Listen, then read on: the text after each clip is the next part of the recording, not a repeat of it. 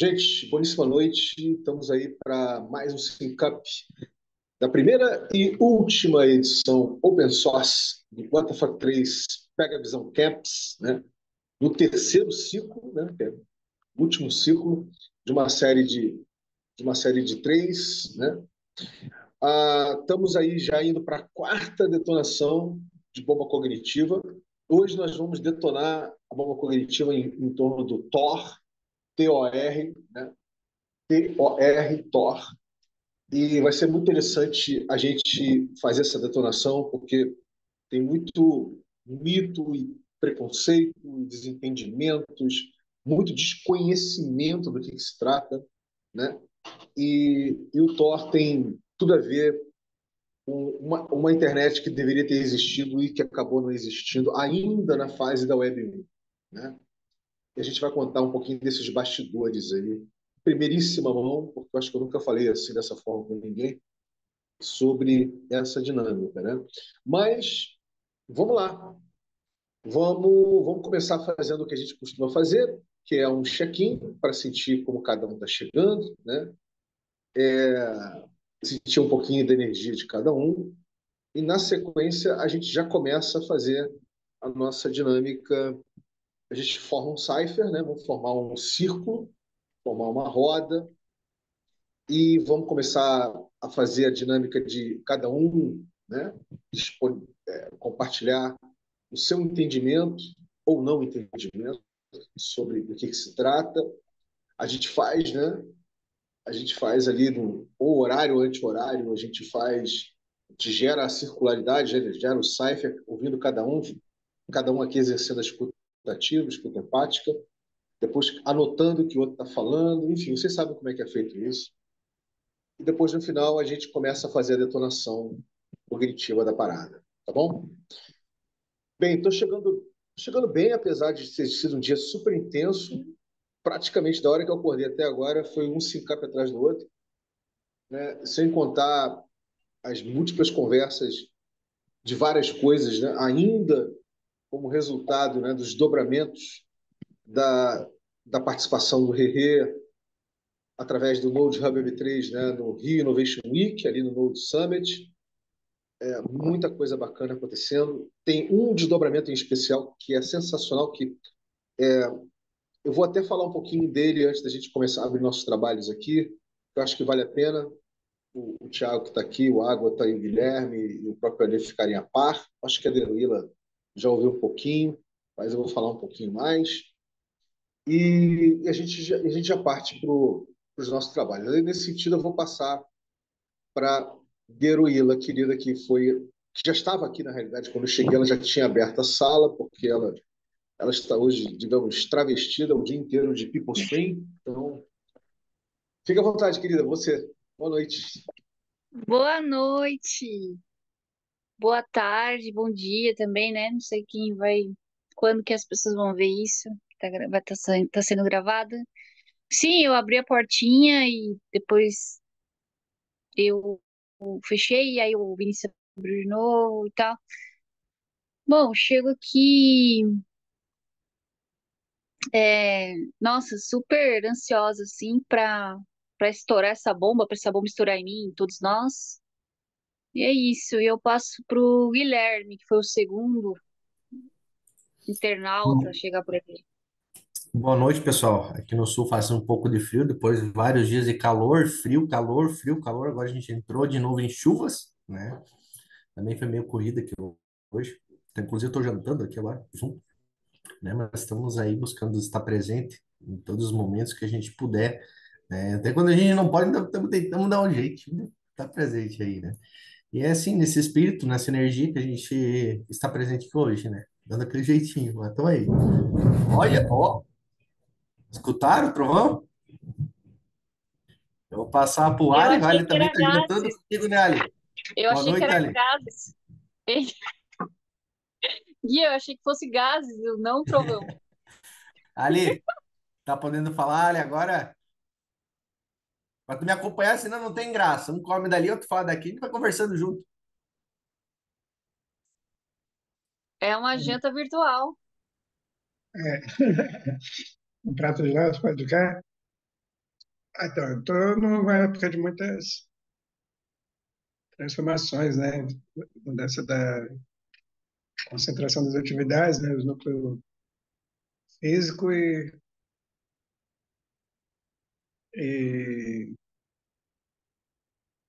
focos mentais também. Então, aqui, esse encontro está sendo muito proveitoso no sentido de melhorar, né, a maneira que eu me organizo pessoalmente para o futuro. Então, agradeço aí pelas oportunidades. Que dá para agotar, então, agora. Agradece ali. É, bom, nem sei muito bem como eu tô, para falar a verdade, né? Tô meio ainda no misto de sensações, de emoções, pouco sensível.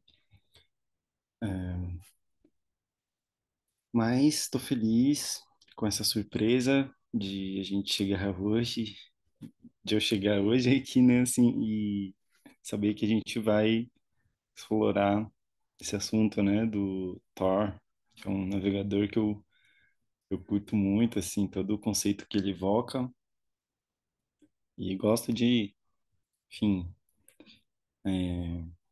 usar, né, alguns recursos dele, assim, eu, é um aplicativo que eu gosto, né. Saudando as forças da natureza aí, Guilherme, e, bom, vamos aí acompanhar a janta do Alê.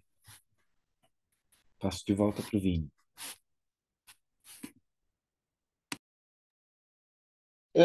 Antes de da gente prosseguir, e antes de eu falar, né, um dos principais dobramentos aí dessa primeira, na realidade, foi a primeira participação, foi o primeiro evento assim massivo, público, né, do Node Hub Web3, fora os eventos que o Node Hub Web3 faz ali no Arca Hub, né, mensalmente. E o Rei já estava junto.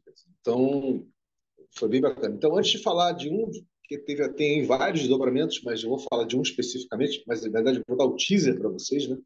Não vou entrar no detalhe. Eu queria fazer respeitosamente nosso querido, junto com o nosso querido Tiago, Ágata, um minutinho de um amoroso silêncio pela passagem, né? De uma pessoa tão querida, de uma pessoa tão querida na vida dele, né? Na sua vida, né, querido? Então, uma pessoa que está com você desde sempre e vai continuar estando, né? De várias formas. Então, vou só pedir assim, um minutinho mesmo, contados, assim, a gente sente, fecha os olhos, passa uma boa energia, tá? E para a gente abrir os trabalhos emanando uma energia amorosa, afetiva, para ele que fez a passagem, para o nosso querido Ágata que está aqui com a gente, tá bom? Então vamos lá, gente, 10 minutinhos, um minutinho, começando.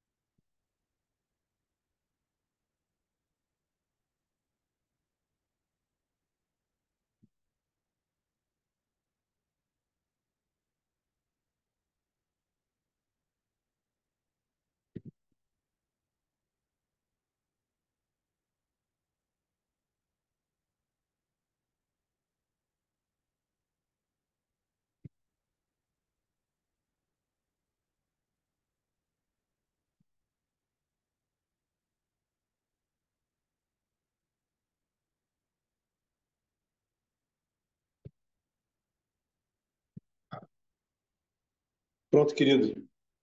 Espero que tenha recebido aí o nosso carinho, nosso amor, tá? Pode ter certeza que veio do coração de todos nós aqui, tá bom? Valeu, Vini. Valeu, gente. Obrigado. Nada, querido. Estamos juntos, estamos realmente juntos. Então vamos lá. A primeira coisa que eu queria falar com vocês é, eu não vou, se alguém quiser realmente saber o que foi esse evento, né? O que é esse evento? O que foi efetivamente a participação, né, do evento que o Node Hub 3 fez, que é o Node Summit, e como é que foi toda a dinâmica de envolvimento do RE, né, com isso. O Sincap geral do RE dessa semana, eu passo praticamente uma hora falando sobre isso, tá? Assim, quase que no detalhe mesmo, assim, entrando em detalhes e pormenores, etc. O que eu vou passar aqui agora é só um pouquinho de um desdobramento que é muito bacana e que pode ou não, né, você fazer parte disso ou não. Tá? Isso vai depender, obviamente, de você. É o seguinte, o Node Hub 3 ele tem, basicamente, hoje, dois mantenedores. Né? E tem um projeto em especial ligado à inteligência artificial. Esse projeto em especial ligado à inteligência artificial, ele é lá de Santa Catarina. Chama-se Monkey Branch. Né? Ou seja, galho de macaco, né? Monkey Branch, se a gente for fazer uma tradução livre para o português. Né? E esses dois projetos que sustentam, um é a Transfero, que é uma espécie de DEX, uma exchange descentralizada, que tem uma stablecoin brasileira chamada BRZ, e o outro chama-se Clever, que é um blockchain camada 1, tipo Ethereum, tipo Bitcoin, aqui do Brasil, que é super conhecido na África, na Ásia, na Europa, até nos Estados Unidos, mas aqui no Brasil não é conhecido. Então, teve na programação de todos esses dias, né, lá, tanto os mantenedores quanto, enfim, parceiros, né, diversos do Node se fizeram presentes. E, claro, o RE, como essa interface, estava presente também. E eu contando lá, eu abrindo os trabalhos para falar do RE na quinta-feira, eu acabei falando, né, porque para quem conhece a apresentação que eu estou fazendo no evento que a gente co-criou, né, junto com a interface do Node Hub 3, que é a Conferência 404, eu no início mostro um slide que eu falo das coisas, né, que eu estou ligado, ou seja, que eu sou nômade Dalma, que eu sou livre aprendente, né, eu sou um autodidata. Aí tem lá a palavrinha cypherpunk, né, tudo isso. E no final as pessoas ficam muito curiosas, né, para saber do NetWeaver ou do cypherpunk, ou enfim, dessas palavrinhas que são um pouco faladas, né? Quando o pessoal fala de cypherpunk, obviamente eu remonto todo o meu envolvimento, né, com esse movimento, e eu falo das minhas atividades aqui no Brasil, né? O que eu fiz aqui Musicais, no né, Brasil. Vini? Oi? Atividades musicais, né? Atividades cibernéticas, na realidade, porque eu já fazia parte da construção de BBS dos anos 80 aqui, né? E depois dos anos 90 eu comecei a participar de caravanas passeando aí pelos interiores do Brasil para levar um conceito de cybercafé. A gente montava um conceito de cybercafé nas pracinhas das cidades, né? Cidades pequenas, gente, cidades de 5.000, 10, 15, 20 mil habitantes, para falar de uma coisa chamada internet. Isso antes da regulação. A regulação pela Embratel só vem em 1995. Né? E a gente ia falar desse negócio chamado internet. Numa época que não havia operadoras privadas. Né? Era basicamente um monopólio do Estado. Né? Era Telerge, Telesp, Embratel, essas coisas. E só havia o backbone por parte das universidades. Né? E a gente fazia essas caravanas, né? Caravana no sentido de levar, né? Imagina você convidar as pessoas de uma cidade pequena para a pracinha para falar de uma coisa chamada internet, para falar de uma coisa chamada espaço cibernético, o ciberespaço, né? E para falar de cultura digital, né? É uma coisa completamente de ficção científica, né? E muita gente ficava boiando mesmo nesses encontros, mas foi um imprint cultural do qual fiz parte aí logo no início dos anos 90 aqui no Brasil, né? Quando eu comentei isso lá, o pessoal ficou assim maravilhado com isso. E eu, no decorrer do evento, surgiu a ideia de reeditar isso, né? Reeditar para falar de Web3 e para falar de IA. Fazer uma caravana, obviamente, não nas proporções que foi feito lá em 1990, né? Que foi uma coisa bem extensa, mas começando talvez por São Tomé das Letras, que é a capital do Bitcoin, né? Em Minas Gerais, enfim, onde também o Rerê fez seus primeiros encontros, etc. E a gente começar a falar de Web3 e IA.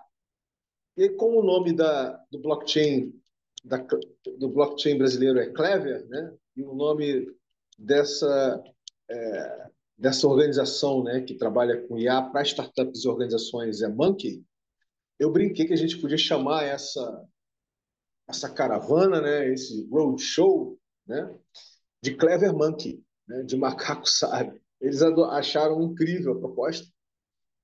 E ontem mesmo teve aí um sync-up com os dois, né, com o Baiano da Clever e com o João da Monkey, e, e falando que a gente ia fazer isso através da dinâmica do RE, gerando uma piscina comum de recursos compartilháveis, etc. Eles acharam sensacional a ideia. E nessa sexta-feira agora a gente vai fazer mais um sync-up, ainda meio que dentro ali do Node. Depois a gente vai abrir isso para que outras pessoas possam chegar, para a gente poder burilar melhor a ideia, né, e abrir para que a cadeia de valor, né, da Clever participe e a cadeia de valor da Monkey participa e, evidentemente, a ecologia de pessoas e projetos, né, e interfaces do Rio também faça parte disso. Então, acho que essa é uma das novidades bacanérrimas, um desdobramento, né, bacanérrimos do Rio Innovation Week. Então é isso. Esse é o sobrevoo que eu vou fazer, não vou entrar em mais detalhe, tá? Mas vai ser certamente um palco, assim, vai ser uma experiência, cara, muito diferente do que foi lá em 1990. É um outro mundo, né, 1990 para cá, mas vai ser muito interessante servir de palco, né, para apresentar os projetos que hoje estão passando pela dinâmica de remapeamento básico e crítico, né? Enfim, e também das interfaces, quem está ligado às interfaces de rede, do qual o WTF 3 pega a visão Caps é uma dessas interfaces, possa se envolver também.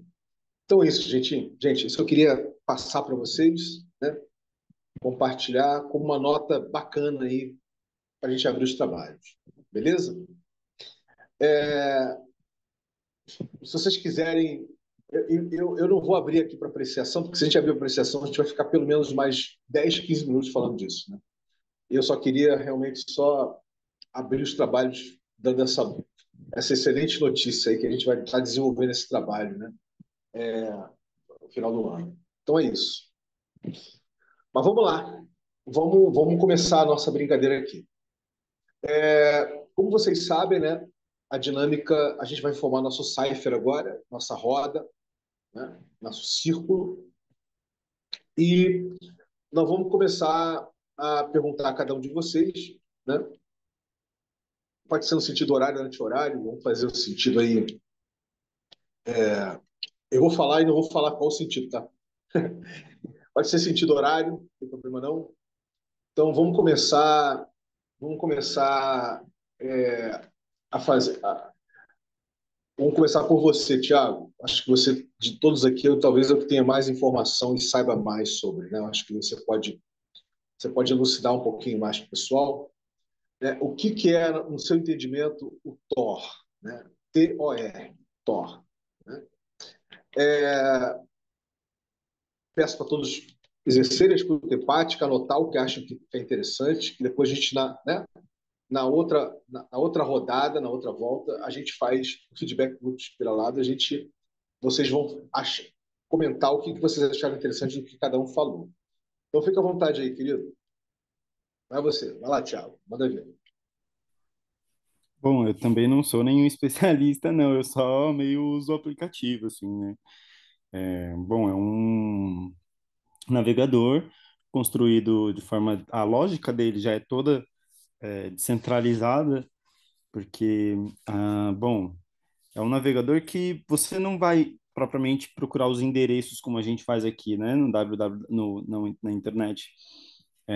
Que a gente fala até Surface, né, Vini? Que é... bom, você vai só para lugares que você tenha hash, né? Que você tem o endereço certo. Então, além de ele ser construído de forma descentralizada, ele propõe um ambiente descentralizado. E por que isso? Ele utiliza isso como um mecanismo até de segurança e para manter a privacidade das pessoas que estão utilizando a internet. Então, é, ele tem a VPN, né? Que acho que não sei, acho que todo mundo aqui conhece, que muda é, o seu IP de uma forma que ele vai apontar para outra localização. Então, ele protege a sua localização e a sua identidade no mundo virtual. Hum, e tem toda a questão jurídica, assim, né? Ele é meio perseguido, tal, por corporações, governos, mas teoricamente ele não está ele não tá fazendo nenhum, não tem, claro, tem pessoas que utilizam essa privacidade para diversas finalidades, né? Inclusive criminosas. Então, acho que por isso também tanto tabu até em torno do Thor. É um aplicativo que ficou até um pouco tendo um tabu. As pessoas nem comentam muito sobre ele porque tem esse risco, assim, aí fica uma coisa de estar tá expondo você a vírus, é, a, que está num ambiente que é pouco controlado, assim, né? Que é pouco controlado, não, que tem você tem mais poder de ação, porque você não tem tantas limitações como em outros aplicativos que estão em outras camadas da internet. Enfim, é meio isso assim que eu sei, Vini. Acho que você tem assim muito mais propriedade, vai conseguir saber explicar bem melhor do que isso, mas acho que inicialmente é um pouco isso, assim.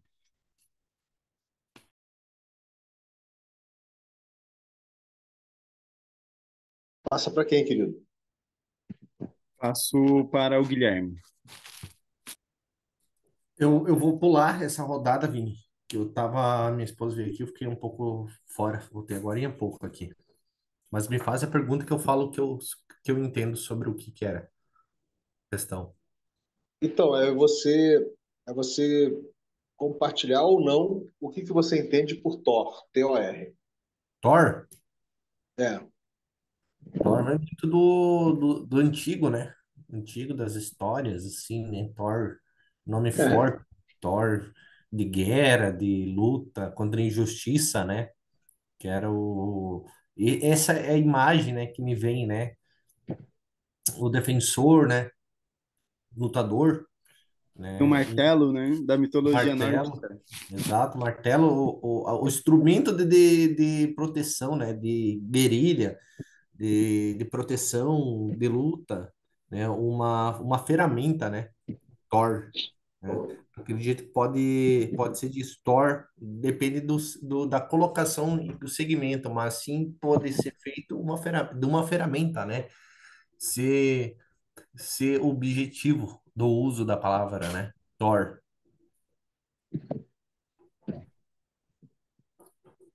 Isso aí, Vini. tá bom, querido. Passa para quem? Falta a Deruíla. Deruíla e o. E o Ale? Ah, o Ali, vamos falar com o Ali. A dele demorou para responder? Tá bom. Então, eu realmente estou experimentando esse conhecimento sobre Thor como novidade, né? Então, estou aprendendo aqui com vocês. Não tenho nenhum conhecimento prévio, então estou hoje aqui realizando meu primeiro mergulho. Grato aí por tudo que vocês comentaram, vou só aproveitar. Garadeiro aí, manda ver. Grata, Ale.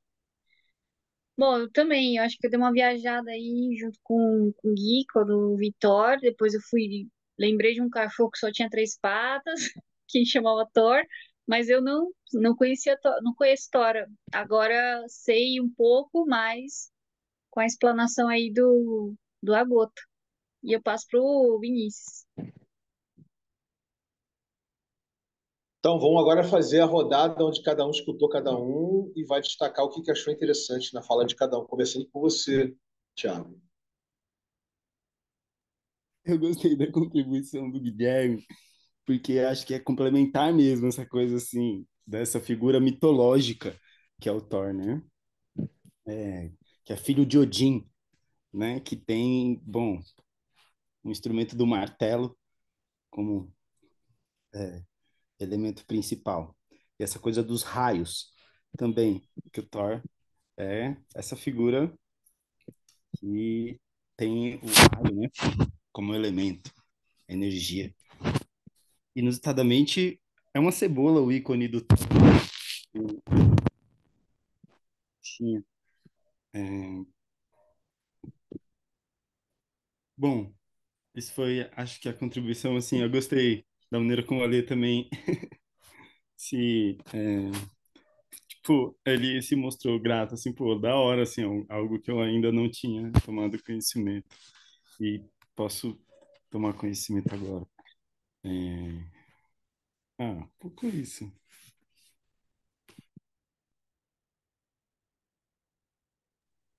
A Dero, ela também falou sobre estar disponível ao aprendizado, né? Foi Tá, esse beleza. Então, era para você justamente falar que você achou interessante do que o Guilherme falou. E o que mais? o Ale e a Deru. Tá, A mas o que você achou de disponibilidade, a interessante que eles... disponibilidade, a disponibilidade para o conhecimento, né, de algo que você ainda não entende muito bem e que gostaria de aprender. Maravilha. Passa então para... Você pode passar para o Guilherme, pode passar para o Ale ou pode passar para a Heroína. Passo para Deru. Bom, que eu acho que o que mais me intrigou, assim, que o Thiago falou, é que o aplicativo também pode ser utilizado para outros fins obscuros. E aí isso me intrigou muito. Abriu uma lacuna, assim, tipo assim, usar este aplicativo com outras finalidades. Já pensei já no mercado negro, já fui para um outro lugar, assim, porque tem, né, navegadores que o pessoal usa para vender, nossa, a palavra veio, vender até órgãos, né? Que coisa escrota, mas é verdade. Então, eu passo pro Alê.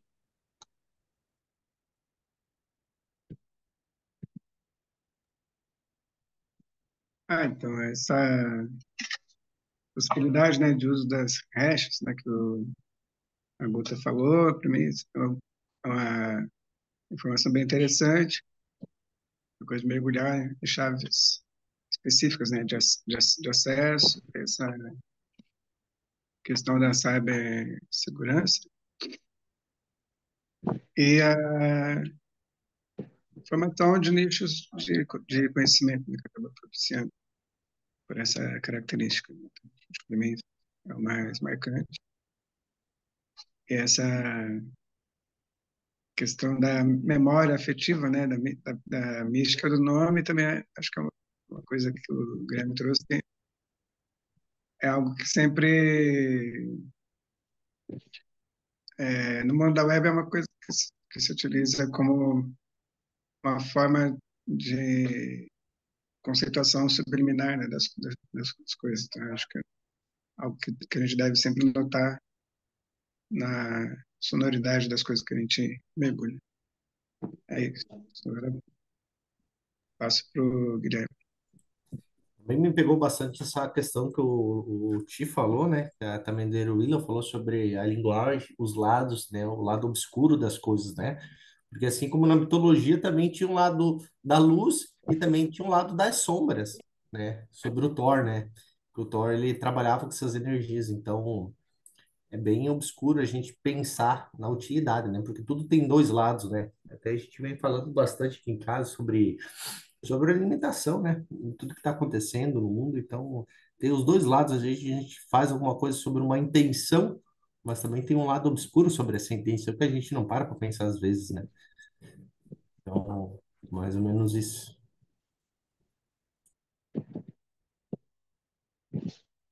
Eu passo para o Padeiro já falou também, o Ali e o Ti também, né? Agora Bota pro sou, Vini. agora sou eu. Bem, gente, como eu sempre faço com vocês, nós vamos primeiro para a definição wikipédica, né, do que é Tor.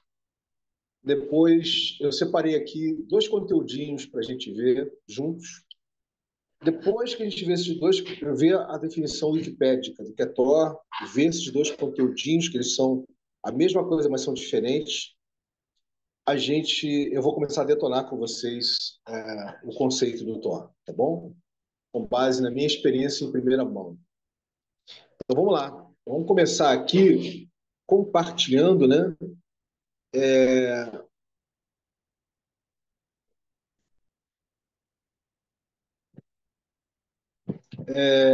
Deixa eu compartilhar com vocês aqui.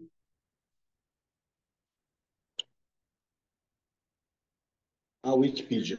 Abriu aí? Está meio lentinho aqui. Ainda não abriu não, Vini. Tá aí. Agora Foi, foi. foi. Bem, vamos lá.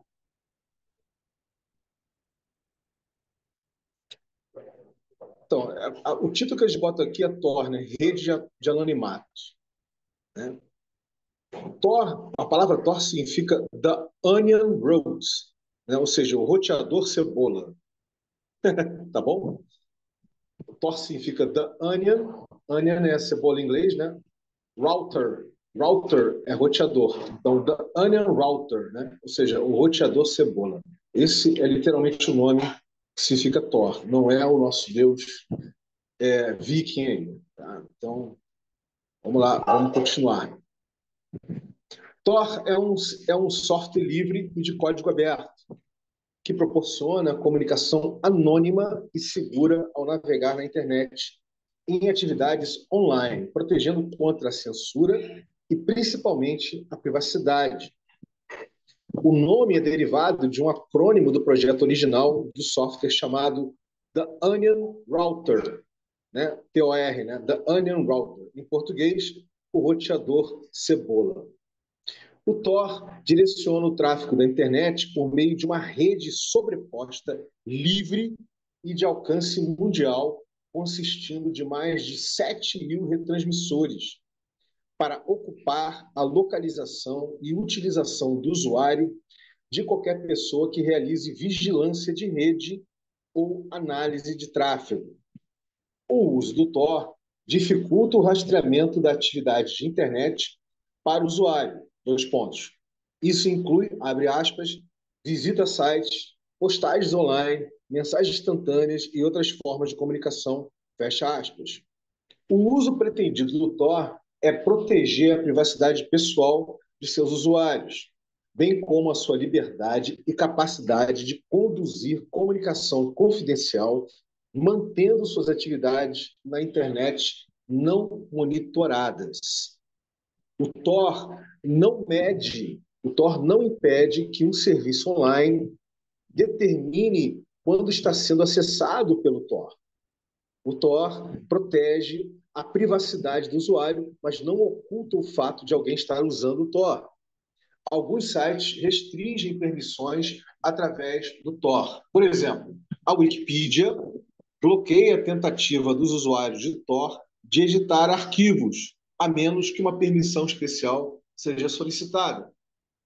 O roteamento de cebola é implementado por criptografia na camada de aplicação de uma pilha de protocolos de comunicação, aninhada como as camadas de uma cebola, né? Então, você tem uma camada de aplicação aqui, depois você tem uma outra camada de aplicação em cima, que nem uma cebola. Então, você vai roteando o acesso roteando o acesso a vários lugares na internet usando essa dinâmica de gerar camadas, gerar interconexão, né? Gerar essas interconexões através dessas interconexões no formato de uma camada de cebola, você fazer o acesso, você navegar na internet, né? O Tor criptografa os dados, incluindo o endereço IP do próximo nó de destino, né? Várias vezes e os envia por meio de um circuito virtual que compreende retransmissores Tor de seleção aleatória. Cada retransmissor descriptografa uma camada de criptografia para revelar o próximo retransmissor no circuito para passar os dados criptográficos restantes para ele. O retransmissor final descriptografa a camada mais interna da criptografia e envia os dados originais para o seu destino, sem revelar ou conhecer o endereço IP de origem. Como o roteamento de comunicação estava parcialmente oculto a cada salto do circuito Tor, né? Esse método elimina qualquer ponto único no qual os pares comunicantes podem ser determinados por meio de vigilância em rede, que depende de conhecer sua origem e destino. Um adversário pode tentar cancelar o anonimato do usuário por alguns meios. Uma maneira de conseguir isto é através da exploração de software vulnerável no computador do usuário. A NSA, a famosa NSA, agência americana, possui uma técnica que mira uma vulnerabilidade, que eles denominaram egotistical giraffe, giráfica egotística, em uma versão desatualizada do navegador Firefox, ao mesmo tempo empacotada com um pacote Tor. E, em geral, tem como alvo os usuários do Tor para monitoramento próximo sob o programa X-Keyscore. Os ataques contra Tor são uma área ativa da pesquisa acadêmica. Não mais, tá? Isso aqui é antigo. Já foi. Que é bem-vinda pelo próprio projeto Tor. A maior parte do financiamento para o desenvolvimento de Tor veio do governo federal dos Estados Unidos, inicialmente através do Escritório de Pesquisa Naval e da DARPA. Mais uma vez, os militares. Além de todos os recursos mencionados acima, Tor também pode ser usado para funcionar como uma internet normal, é claro. O Tor também é conhecido por acessar a Deep Web, internet profunda, conhecida também por DeepNet ou Undernet. Para quem não sabe o que é, ela é uma forma de internet que não deixa os sites serem indexados por buscadores padrões. A Deep Web usa um servidor descentralizado, ou seja, funciona de forma peer-to-peer, P2P. É uma parte da web que não é indexada pelos mecanismos de busca como o Google, sendo assim, não fica aberto para o público. Geralmente, a Deep Web é associada a conteúdo ilegal, como venda de drogas ou diversas outras atividades ilegais. A maioria das distribuições Linux e GNU Linux disponibilizam o Tor e também está disponível para diferentes sistemas operacionais, tais como Windows e Mac OS. História. O princípio central do Tor, o roteamento de cebola, foi desenvolvido em meados dos anos 90 pelos funcionários do Laboratório de Pesquisa Naval dos Estados Unidos, pelo matemático Paul Siverson e pelos sistemas de computação, cientistas de computação Michael Reed e David Goldschlag, com o objetivo de proteger as comunicações online da inteligência dos Estados Unidos. O roteamento cebola foi posteriormente desenvolvido pela DARPA em 1997. A versão alfa do Tor, desenvolvido pelo Steve Siverson e pelos cientistas Roger Dingledile e Nick Matheson, e depois a chamada Union Routine Project, o projeto de roteamento cebola, ou o projeto Tor, foi lançado em 20 de setembro de 2002. O primeiro lançamento público ocorreu um ano depois. Em 13 de agosto de 2004, Stevenson, Dingledine e Matheson apresentaram o Tor, The Second Generation Onion Router, Tor, o roteador cebola de segunda geração. No 13º Simpósio de Segurança da Usenix, que não existe mais. Em 2004, o Laboratório de Pesquisa Naval divulgou o código do Tor sobre uma licença gratuita. E a Electric Frontier Foundation, do qual eu vi nascer, a EFF, começou a financiar Dingledine e Matheson para continuar seu desenvolvimento. Em dezembro de 2006, Dingledine e Matheson e 5 outros fundaram The Tor Project. 2006, tá, gente? Uma organização sem fins lucrativos baseado no 501c3 de Massachusetts, responsável pela manutenção do Tor.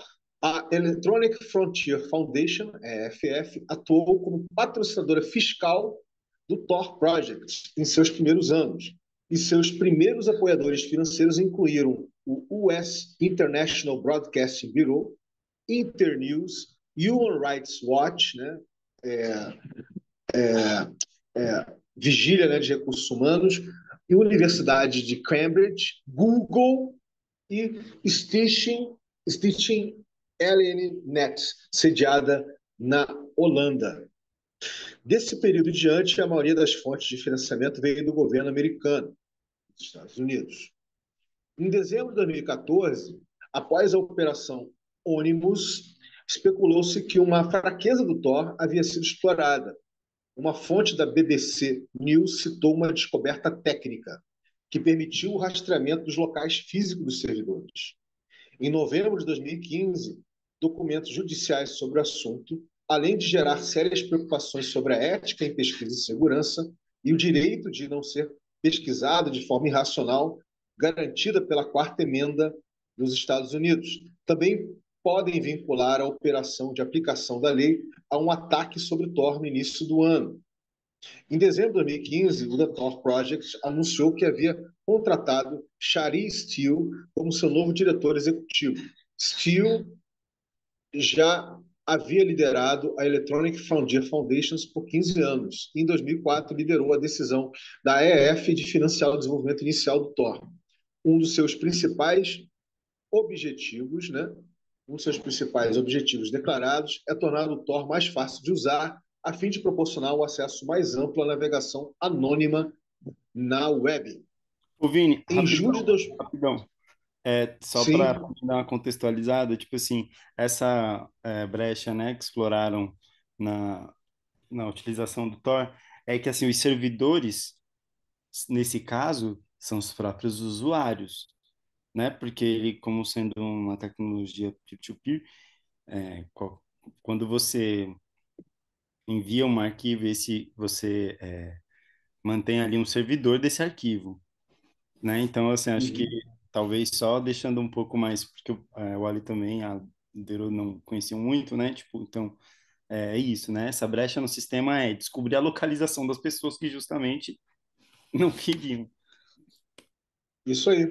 Eu ia falar disso agora quando eu ia finalizar, mas você falou na minha frente. Beleza. Em julho de 2016, a diretoria completa do projeto Tor renunciou e anunciou uma nova diretoria composta por Matt Blaze, Sid Cohn, Gabriela Coleman, Linus Nordic, Megan Price e Bruce Schneider. Enfim, eu vou parar aqui, porque aqui ele já começa a entrar em detalhes mais técnicos, né? Que não é essa a ideia. Mas isso que o Thiago falou é isso mesmo, ou seja, os servidores são as pessoas, porque ele é ponto a ponto, né? Então, você sustenta a geração, né, dessa navegação em formato de cebola, né? Esse roteamento em formato de cebola.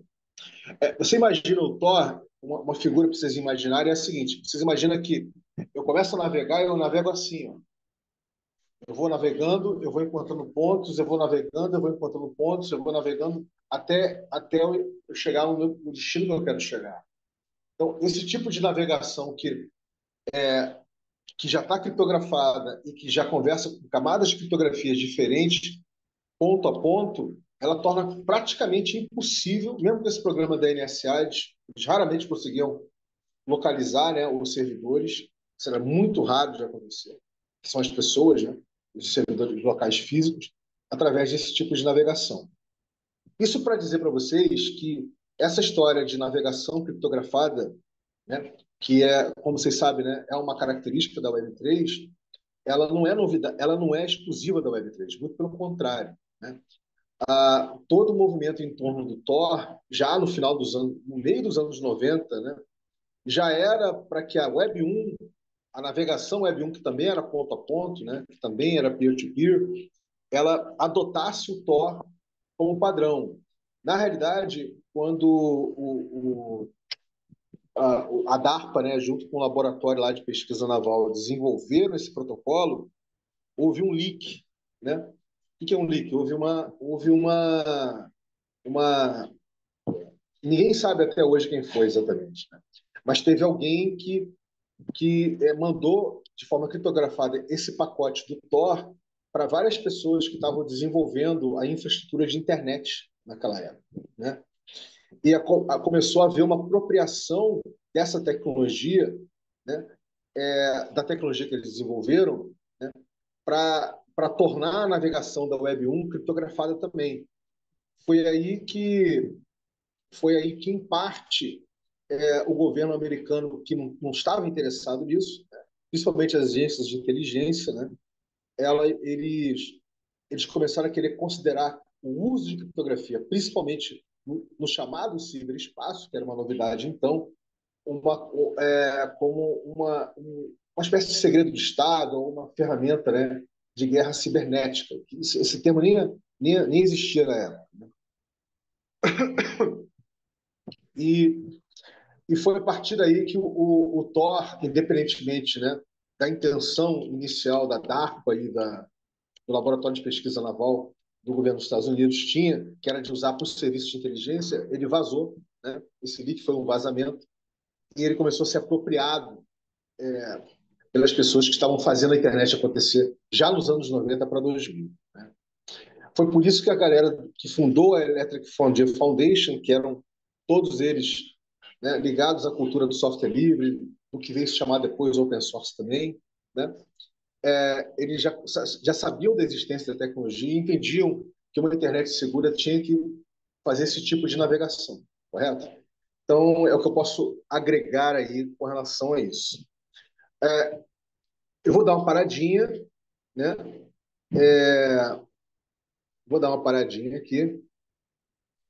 Vou mostrar para vocês um gráfico muito interessante aqui, para vocês verem como é que é mais ou menos hoje, né? O volume de navegação usando o Tor, né, pelo planeta. A quantidade não é grande, é uma quantidade pequena, tá? E aí vocês vão ter uma noção. Aqui tem uma nomenclatura aqui no lado, assim, de usuários, né, total de usuários de Tor por dia, né? Ou seja, total de usuários dia de Tor, até na escala de 100 mil usuários, tá? Então você tem aqui, ó, acima de 200 mil por dia, entre 100 e 200 mil por dia, entre 50 e 100 mil por dia, entre 25 e 50 mil por dia, entre 10 e 25 mil por dia, entre 5 e 10 mil por dia, correto? E aqui é onde você não tem informação. E esse levantamento aqui foi feito entre 2012 e 2013, olha só, há mais de 10 anos atrás, 12 anos atrás, né? 12 para 11 anos atrás. Mas não deixa de ser um levantamento interessante, tá? Eu imagino que esse número deve ter crescido, porque muita tecnologia do Tor tem sido usado para na Web3, tá? Em consonância com a navegação de dados para blockchain, né? Então, eu imagino que isso aqui pulou para caramba. Muitos Mas vamos navegadores ver como é que são isso... bem amigáveis, Vini. O Firefox, por exemplo, se você entra nas configurações, ele te oferece o Tor. Sim, exatamente. Isso que eu ia falar. Mas eu estou falando assim porque a usabilidade do Tor hoje ela é muito maior do que esses dados aqui, né? Então, por exemplo, você tem aqui no Brasil a galera ficando na faixa de 5 a 10 mil, né? 5 a 10 mil usuários dia, lá em 2012 e 2003, né? Você tem aqui a Argentina um pouco maior. A Argentina já estava na escala lá atrás de 25 a 50 mil, que a Argentina tem uma cultura open source muito forte, né? O Uruguai também. Olha o volume de Uruguai aqui, né? Isso é bem interessante ver. Os Estados Unidos, que é Estados Unidos, estava aí lá atrás de 25 a 50 mil, né? É muito interessante. O forte mesmo está aqui para o lado da Europa, né? Na Itália, a Itália sempre teve na Itália e Espanha sempre teve uma cultura muito forte, né? Por causa dos regimes autocráticos, enfim, que se passaram. A França também, a Alemanha, Ali na né? Ásia, bem roxão, MDA é o quê, Vini? Aqui você Oh, tem desculpa. Ah, eles falam. o Isso, aí. MDA. Aqui deve ser alguma daquelas ilhas ali da Ásia, Mianmar. Eu acho que é Mianmar, tá? Hum. Mianmar, Do lado é a deve Ucrânia ali, ser ó. UKR é a Ucrânia, né? Aí do outro lado. OKR é a Ucrânia, você tem aqui. Mas isso aqui é 2012, né, gente? Ô, 2013. ô, É. Vini, mas o Tor, Sim, querido. o Tor, pelo que eu estou entendendo, ele funciona como uma VPN ou ele é melhor, é uma tecnologia superior a uma VPN ou ele é uma VPN de navegação? A VPN é derivada do Tor. A VPN é um Ah, fork do Tor, assim, é uma tecnologia forqueada a partir do projeto Tor, né? a partir do código dele, É. Mas você utilizando uma pode ver que fração do código dele para a criação de uma proteção. e que se transformou num grande negócio para um monte de gente, né? As VPNs. Sim. Inclusive hoje, Vini, não sei se você já ouviu falar hoje a narrativa do DEPIN, né? Que é o poder computacional distribuído.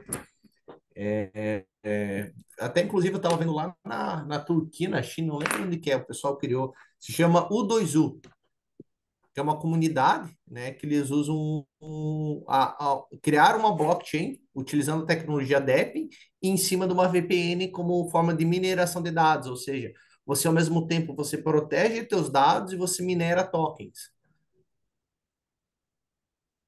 Sim, tem hoje. É isso que eu estou falando para vocês. A tecnologia, as muitas tecnologias desenvolvidas, as criptografias desenvolvidas para fazer esse roteamento de cebola, né, já estão servindo de base para criar toda essa infraestrutura multi-chain, né, entre blockchains na Web3. E pouca gente sabe disso, né? Mas é gente que está ligado mesmo nesse mundo de cipher, né, no mundo criptográfico. Né? Então, ou seja, o nego não está inventando a roda, a coisa já existia, já Uhum. queria ser implementada lá na Web 1. Né? Eu acho que é uma coisa que pouca gente sabe. Né? A gente já Para mim queria era ter uma. novidade. Até semana passada, para mim, isso era novidade. Eu fiquei de cara. Eu falei, nossa, imagina você tirar todo aquele poder de rede dos players grande, que nem o Bitcoin, para minerar Bitcoin, você descentralizar esse poder computacional, né? Em forma de utilização da rede. Então, eu achei sim, isso muito da hora, achei muito bizarro. Né? Exatamente isso. Mas eu vou ficar ainda mais no básico aqui para poder acolher, né, tanto o Alê quanto a Derô. E eu vou passar aqui uma definiçãozinha que faz uma diferença, tá? Para vocês não acharem que é tudo a mesma coisa, porque são coisas diferentes mesmo. A diferença entre Dark Web, Deep Web e Darknet. Tá? Vamos ler um pouquinho disso, depois nós vamos ver os filminhos que eu separei aqui para a gente ver juntos. Então, vamos lá. Qual é a diferença entre Dark Web, Deep Web e Darknet? Tá? Quais são as diferenças? né? Então, vamos botar aqui embaixo a primeira delas, que é chamada a Web 2, a gente chama de Surface Web, né? A galera que é essa camada de internet que todo mundo usa, né? Massivamente, né? Que é a chamada internet visível, né? A Deep Web é uma parcela não registrada por navegadores tradicionais. Isso porque as páginas geralmente são protegidas por senhas que geram conteúdo individualmente para cada usuário ou por simplesmente não estarem vinculadas a outros sites. Nela podemos encontrar banco de dados e contas de serviços de nuvem privada, como Dropbox ou Google Drive. É importante ressaltar que a Deep Web pode incluir conteúdo legal, como bancos de dados governamentais, arquivos científicos, bibliotecas digitais e sites privados de associação como fóruns. Então, essa é a primeira coisa que é importante vocês entenderem. A Deep Web ela já é uma mistura da Surface Web e que as corporações da Web 2 usam, né, que vendem, inclusive, o conceito de que você está sendo protegido criptograficamente usando, né, a tecnologia de Tor da Deep Web. Tá? Não é à toa que o Google foi um dos principais patrocinadores, né, do desenvolvimento da tecnologia lá na primeira década desse século. Né? Beleza, deu para entender a Deep Web aqui, como ela comporta, né, a Surface Web e ela comporta a Dark Web. Agora vamos falar aqui que é a Dark Web. A Dark Web é alocada dentro da Deep Web, uma parte intencionalmente escondida e inacessível pelos mecanismos de busca. É composta por várias darknets, tá? Redes independentes que coexistem dentro da Dark Web. Por exemplo, a rede Onion, que é acessada por meio de navegadores Tor, né, cujas URLs terminam com a extensão Onion. Né? Para acessar esse espaço, é necessário utilizar softwares especializados, configurações específicas e ter certo conhecimento técnico, uma vez que é popularmente conhecido por atividades ilegais, como tráfico de drogas, venda de armas, pornografia infantil, tráfico de pessoas, crime cibernético organizado, terrorismo e venda de dados roubados. As pessoas que acessam essa parte da internet costumam usar ferramentas que, além do anonimato, permitem ocultar sua identidade e não deixar vestígios de sua atividade online. Por exemplo, redes VPN ou o uso de proxies. Equipamento que intercepta e gerencia o tráfego entre dois dispositivos, redes ou protocolos, a fim de tornar a navegação mais segura e privada. Abre aspas, embora seja notório por atividade ilegal, vale ressaltar também que há conteúdo legítimo na Dark Web, como sites que oferecem serviços de privacidade e segurança online, recursos para jornalistas e ativistas que trabalham em zonas de conflito, de guerra, né? Bem como sites de organizações que lutam contra a censura e vigilância online. Explica o investigador de segurança informática do laboratório ESET, Mário Micucci. Já a Darknet.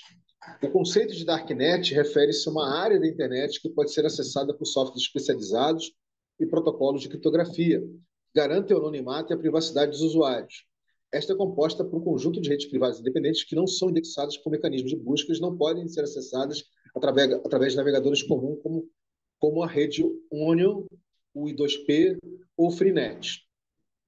Assim como a rede Onion, outras mascaram o endereço IP do usuário e roteiam a conexão através de vários servidores para ocultar a identidade e a localização dos usuários, já que muitas vezes são usadas para atividades ilegais. Cada área da rede tem a sua natureza e finalidade. Em nenhuma delas a segurança é garantida. Quando falamos de Surface Web, né, essa internet que a gente usa massiva, a Web 2, estamos falando de conteúdo público. Também há risco de segurança, como sites falsos, malware e outros tipos de fraude. Por isso, é importante não perder à vista os riscos que existem em seguir boas práticas de segurança em cada uma dessas áreas. Deu para entender, gente? A Darknet, né, a Dark Web e a Deep Web, e como a chamada Surface Web, que é a Web 2, né, é também, de certa forma, a Web 3, né, conversa com a Deep Web, conversa com a Darknet, Deu para entender essas diferenças?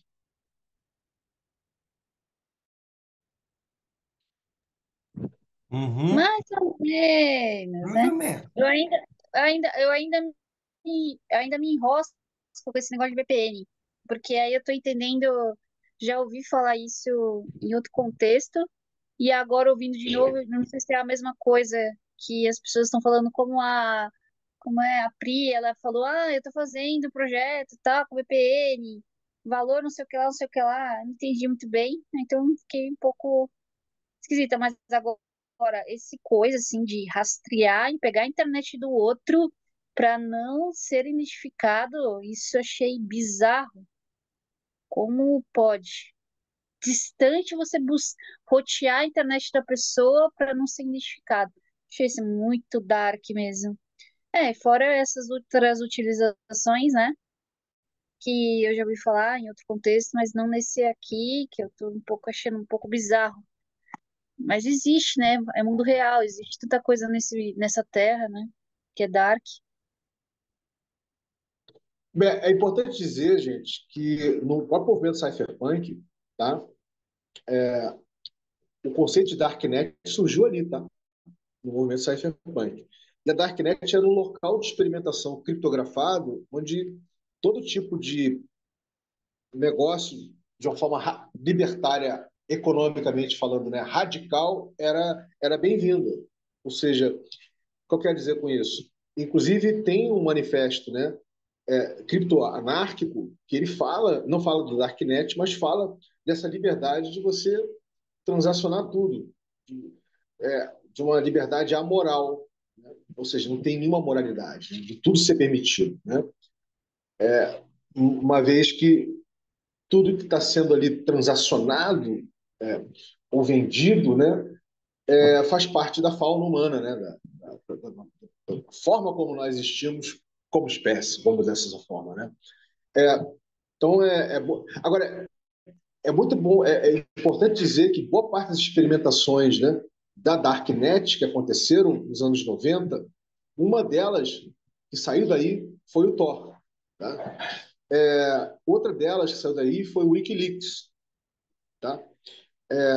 O WikiLeaks, né, que é ligado ao Julian Assange, enfim, todas elas, a caixinha de Pandora, são essas darknets, elas foram locais de experimentação que geraram várias tecnologias criptografadas para conter o avanço, né, de corporações e governos de querendo indexar semanticamente a sua navegação, os dados, os seus dados se tornarem dados delas, né, como já aconteceu com a Web 2, né? Então, isso é muito importante salientar, tá, galera? Isso é muito importante mesmo. Quer dizer, é aquela coisa, a tecnologia em si, ela não tem, né? Ela é neutra nesse sentido. É o uso dessa tecnologia que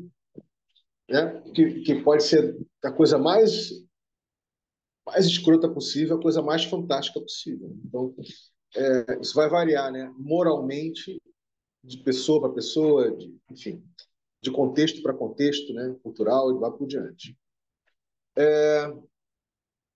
Bem, deu para entender até aí, gente? Que agora eu quero mostrar para vocês dois filmezinhos aqui para a gente finalizar. Alguém quer fazer uma rápida apreciação antes de ver esses dois videozinhos?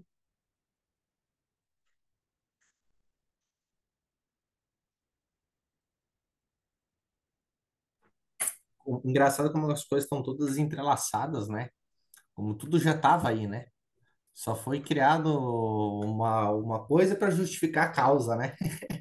Eu me pego às vezes bastante pensando nisso, né? Que sempre o ser humano ele cria uma narrativa para justificar uma causa, para aquilo que já havia sido feito lá atrás, já havia sido projetado, né? Mesma coisa a gente para pensar sobre economia, né? Economia, as coisas, tudo foi feito para quebrar, né? Engraçado como que isso também já foi planejado e projetado, né? Então, daí tu começa a pensar, juntar um mais um é dois, dois mais dois é quatro, quatro mais quatro é oito, e aí fica pensando, será que a gente já não está dentro de um circuito de algo que já foi projetado, que é algo para acontecer no plano, né? Inclusive, sobre isso, eu venho também pesquisando sobre energias, né? Energia sustentável. A gente vem pensando também como que seria se não fosse a energia como a gente usa hoje, né? Energia hidrelétrica, né, fotos. E aí, esses tempos atrás, comecei a estudar, né, que isso daí já era utilizado antes da década de 1900, né, conhecido como Tartária, né, Vini, que era tirada a energia através do éter. E o éter está presente em todo o campo magnético da Terra, do mundo, do planeta, do cosmos, né, que é o quinto elemento. E aí a gente para pensar que a gente se desconectou e a gente está no caminho buscando para se reconectar de forma distribuída e ao mesmo, não somente distribuída, mas uma forma autônoma de se conectar com o éter, porque o éter está presente dentro de nós também, essa energia criadora do éter, né, que é o quinto elemento. Então a gente está aí na caminho. Eu até queria saber se alguém conhecer como buscar energia através do éter, né? Estou aberto para se aprofundar nesse estudo, desse conhecimento. Estou bem curioso. Mudei totalmente de fora. Bacana. Você foi para outro lugar. Você foi para outro lugar. Totalmente diferente. Mas eu quero depois falar para vocês de que forma o Thor foi distribuído, né? Pouca gente sabe de que forma o Thor foi distribuído, mas depois eu vou falar para vocês de que forma. Depois que a gente vê os videozinhos, vocês fazerem as suas apreciações aqui, a gente vê os videozinhos. Fica à vontade de ler.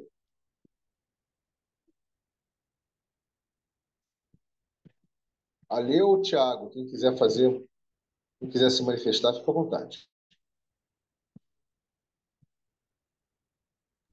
Então, talvez uma observação legal, assim, de fazer, né?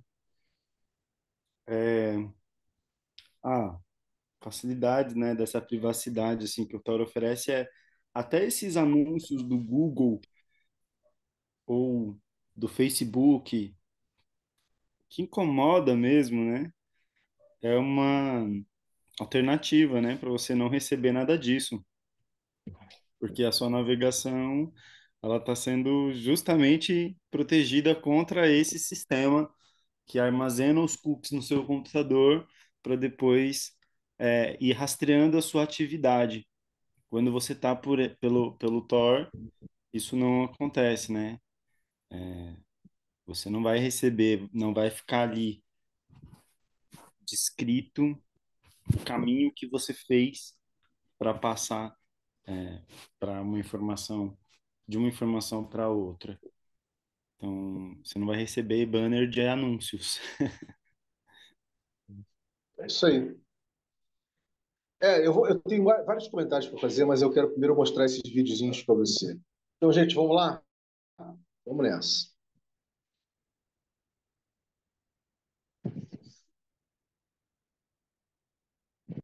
Tá abrindo aí, gente?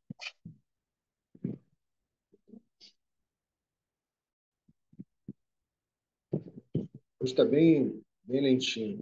Acho que agora vai.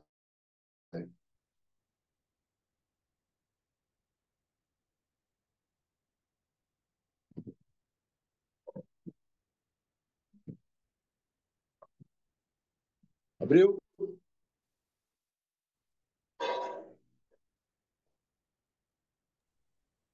Abriu.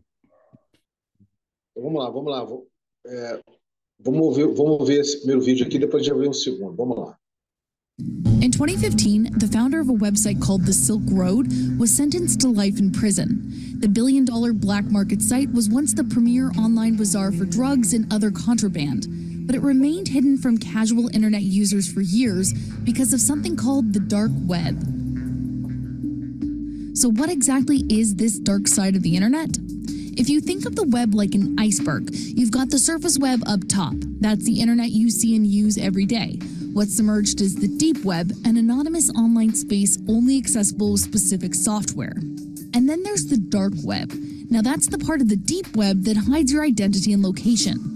The dark web is a series of encrypted networks that serve to anonymize people's use on the internet.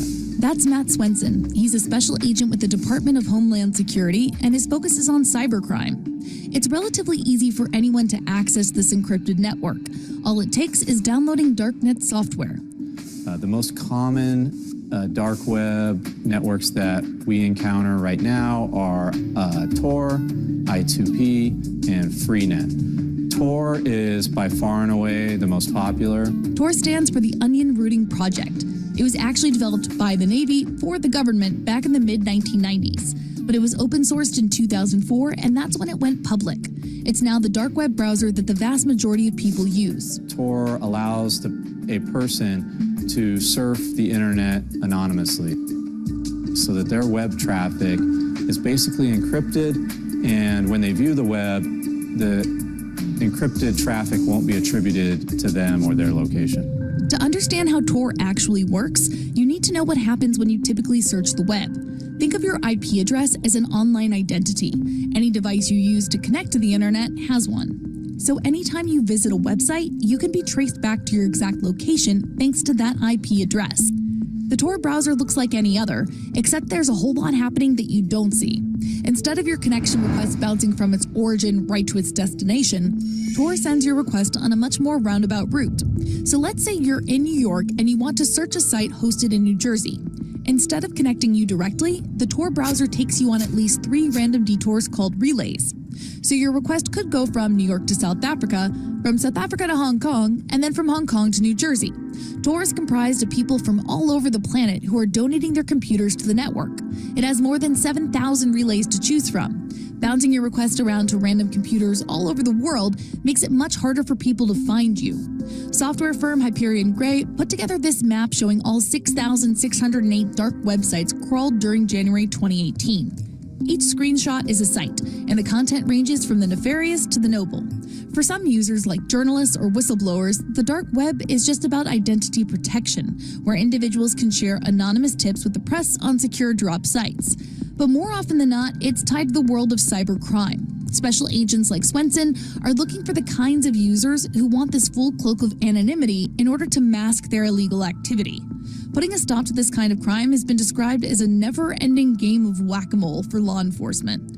But even with the odds seemingly stacked against them, the anonymity of the dark web can sometimes play to the law's advantage.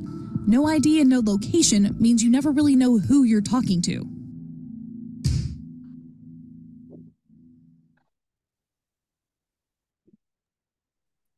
Então, vocês pegaram aí, né? Esse vídeo, ele é um vídeo de uma grande TV americana aberta, que é a CNBC, né? E claro que tem sempre esse tom, né? Mais focado numa coisa escusa, né? Numa coisa criminosa, etc. E eles nunca fazem o highlight de todos os benefícios, né? Que a Darknet, oriunda do movimento cypherpunk, gerou para a própria, em termos de infraestrutura tecnológica, para a própria internet, para as próprias camadas de aplicações, né? Depois eu vou mostrar para vocês um projeto que está usando a tecnologia do Tor, que é o chamado The NIM Project, que é uma VPN na Web3, né? Que você pode fazer parte de forma criptografada dessa VPN. Mas primeiro vamos dar uma olhada no segundo aqui, né?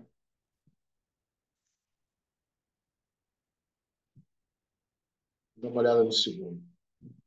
Não sei se vocês estão curtindo, é que eu separei esses conteúdos justamente para vocês verem como é que os diferentes approaches, né? Vamos ver o segundo agora aqui.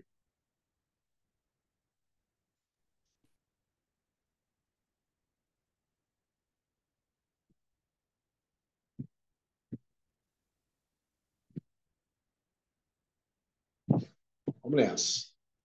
The internet has changed everything, from the way we work, to the way we play, to the way we live. It seems that there's a corner of the internet for everyone.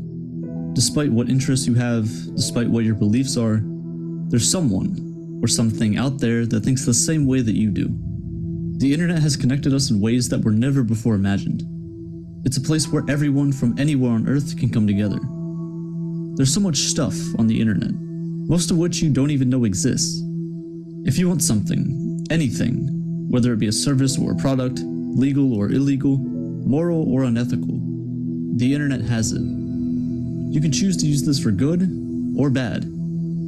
Much like the surface web that we all use every single day, the dark web is full of websites and forums and services that we can use. But it's hidden under a layer of protection.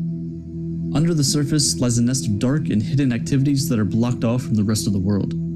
The dark web is the haven for illegal online activity, and it goes deep, much deeper than you might imagine. It's a place where criminals, predators, spies, drug, and even human traffickers lie. And it's all hidden in plain sight. You could access it in minutes if you wanted. But should you?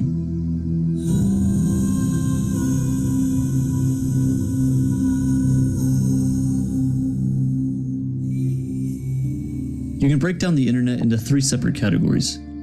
First off, we have the surface web.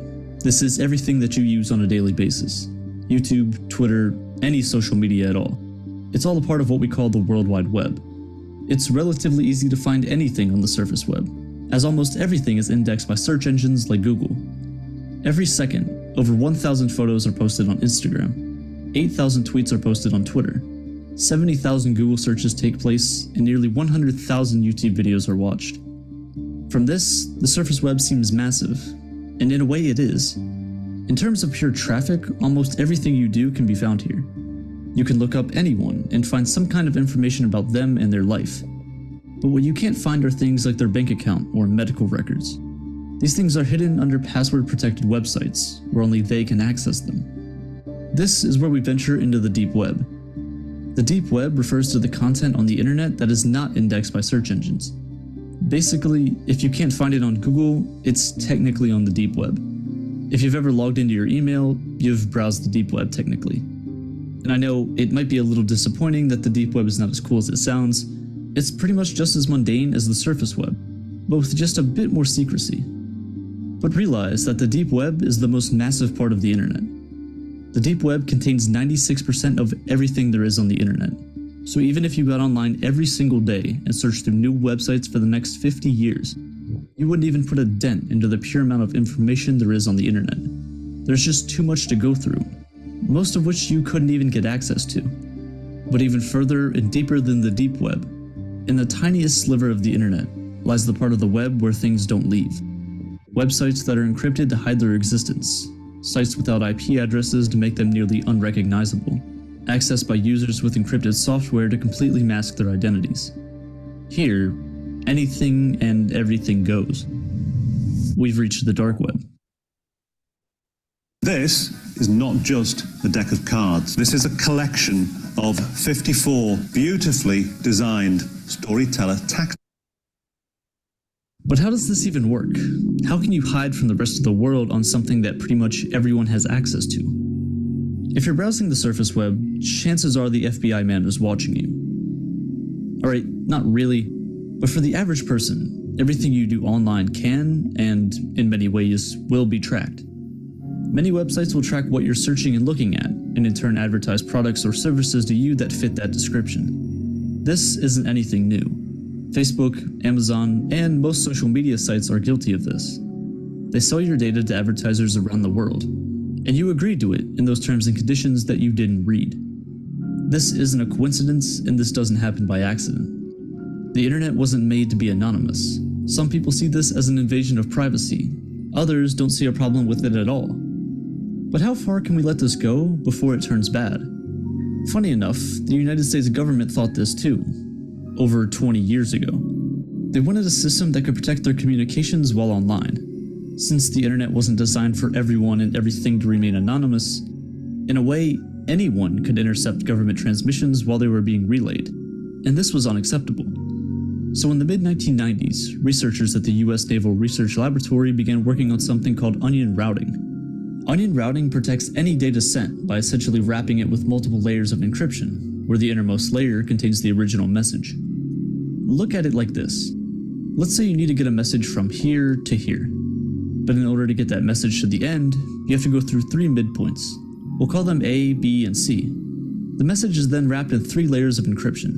Each layer only knows where the message previously came from and where to send it next. Nothing else. So the message, or whatever data that was originally sent, remains hidden. At each midpoint, a layer of encryption is stripped, and the new layer's information tells it where to send the message to next. Eventually, after traveling through all the points, the final layer is stripped, and the message is revealed. This type of encryption allows for data to be sent to and from multiple places without it being vulnerable to interception in between.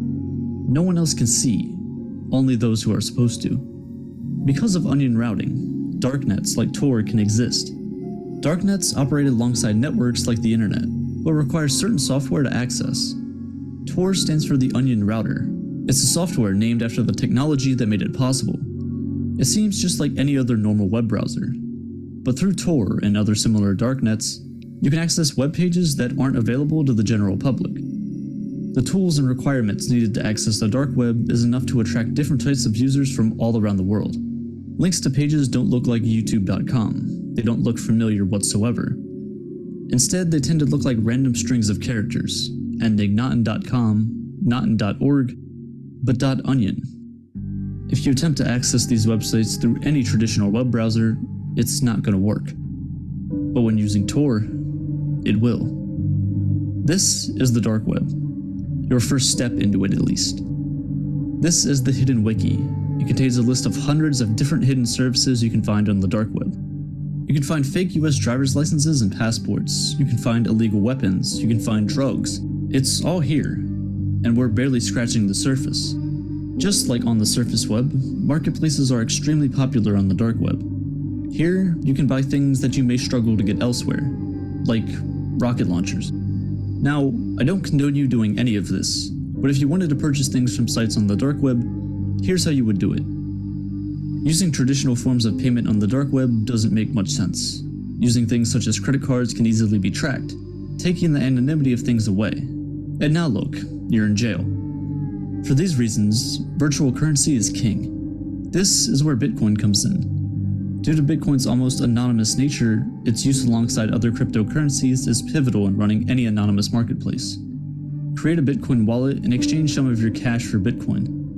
You now have your anonymous currency to do almost whatever you want with it. One of the first things that comes to people's minds when the dark web is mentioned are the vast amount of sites selling illegal drugs and similar items. And yeah, those are real. In 2011, a darknet market known as Silk Road opened for business.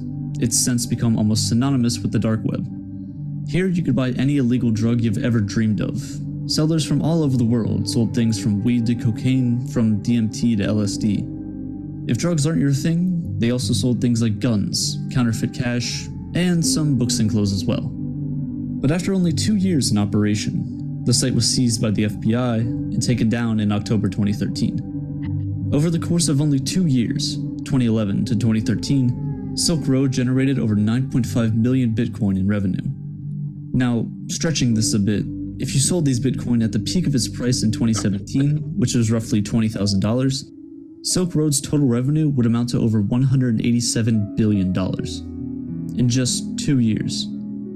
Silk Road and other dark web markets actually played a pretty big hand in the rise of Bitcoin. In 2011, when Silk Road was created, Bitcoin was valued at less than $1.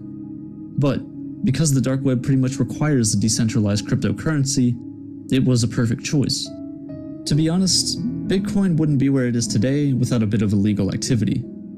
The creator, Ross Ulbricht, was found and arrested in 2013, which was ultimately the reason the site was taken down. He was given 2 life sentences, plus 40 years in prison without a chance for parole. And I find this kinda unfair. Despite all the illicit activity going on in the dark web, it's not as massive as many make it out to be. Many of the larger services end up getting taken down, whether it be by a local government or even the FBI. But where there's demand, supply will inevitably show. When one site is taken down, 5 new ones open up to fill the void. After Silk Road was taken down, Silk Road 2.0 opened up. It was taken down less than a year later. But after that, Silk Road 3.0 opened up, and this has continued going on for years. Many of the creators and administrators of these sites were also found and convicted of similar crimes that Ross Ulbricht was guilty of. But instead of all of these people getting life in prison, their sentences were much, much shorter. Their largest seller on Silk Road was only given 10 years in prison. The creator of Silk Road 2.0 was only given a little more than 5 years in prison for creating the same exact thing that got Ross Ulbricht 2 life sentences in jail. Nearly everyone else who had any connection to any of these sites were given a max of a 10-year sentence. Here's the big secret about women. We want you to flirt with us. We even want you to get sexual with us, desire us. Que vídeo que é o nome desse vídeo, Vini? Even if you never visit the dark web, if you didn't even know it existed, it still affects you. It's not uncommon to see data leaks and breaches pretty often Eu vou nowadays. parar aqui. If your data was stored in a company's database that was compromised, there's a chance it's for sale somewhere on the dark web, where it can be purchased by anyone with access to it. Eita, agora acelerou. Vou parar aqui, vou parar aqui. Qual que é o nome do vídeo, Vini? Eu vou compartilhar para vocês verem. Gostei. Tá?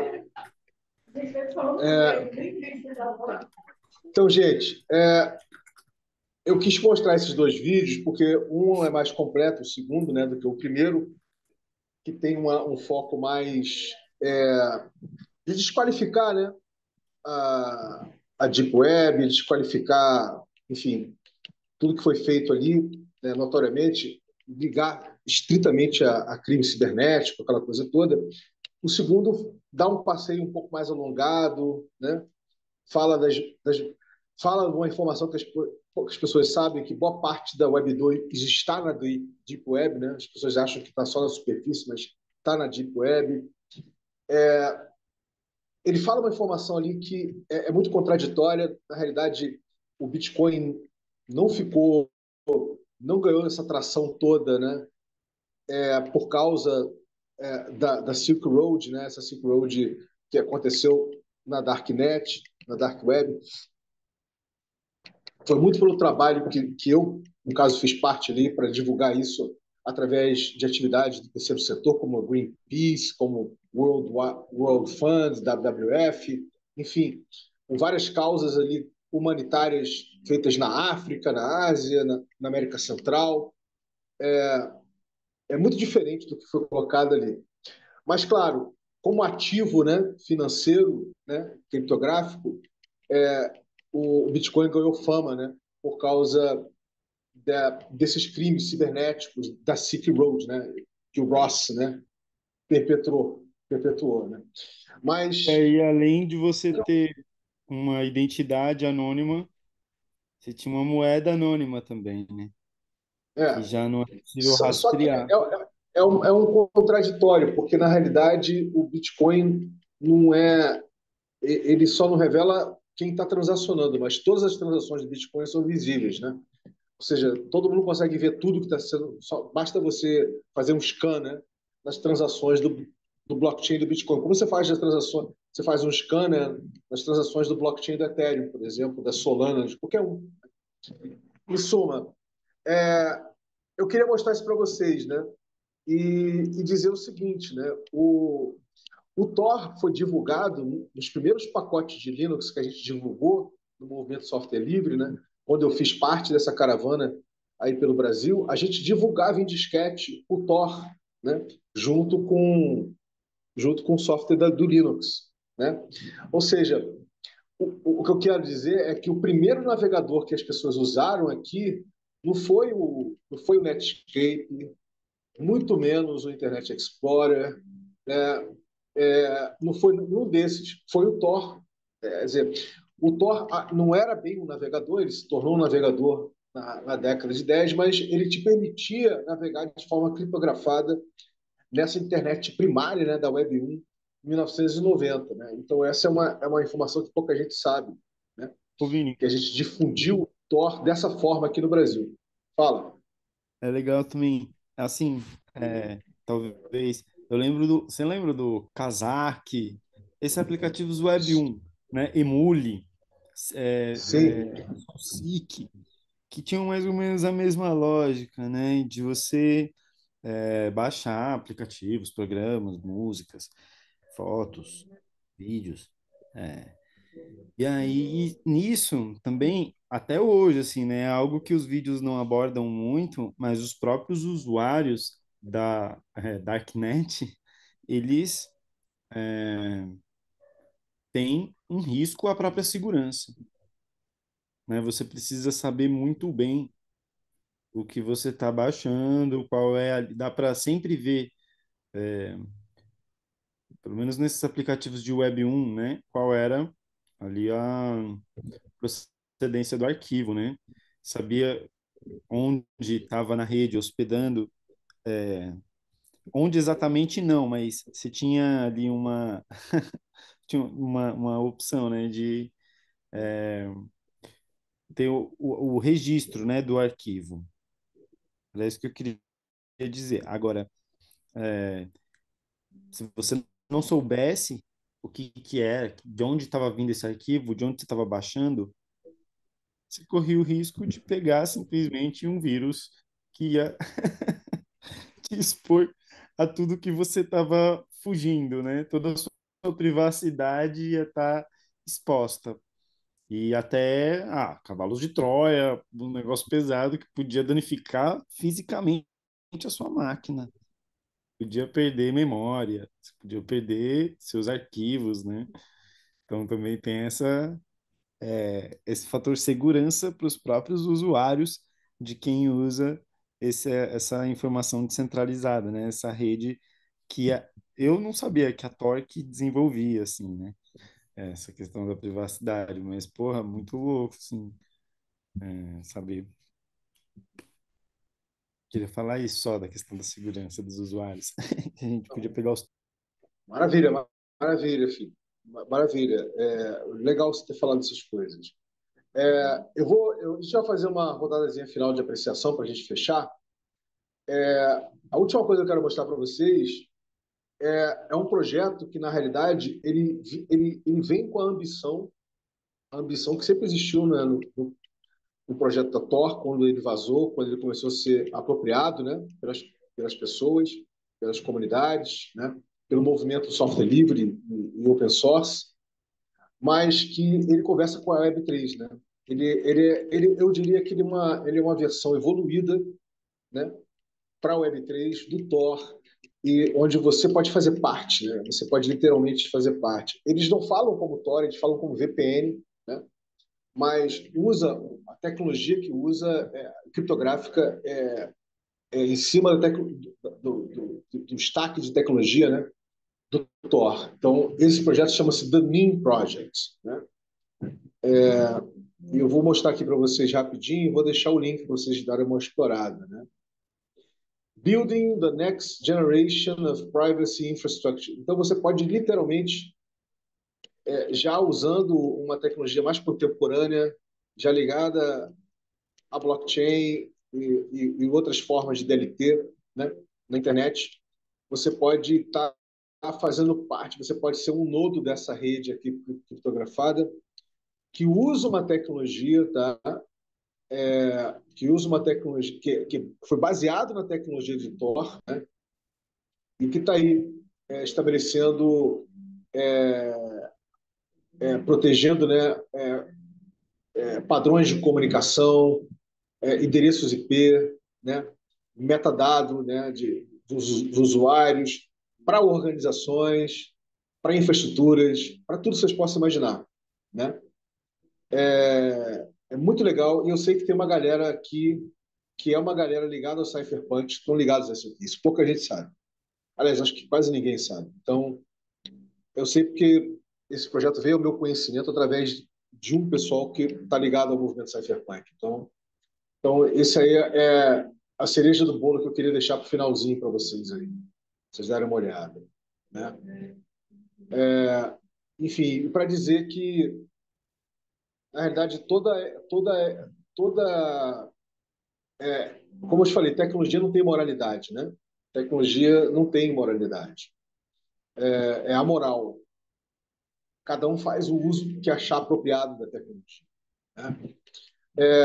Mas, sem sombra de dúvida, desde que o Tor passou a ser apropriado, né, pelo movimento software livre e open source, tem mais coisas positivas para se falar do que coisas negativas, né?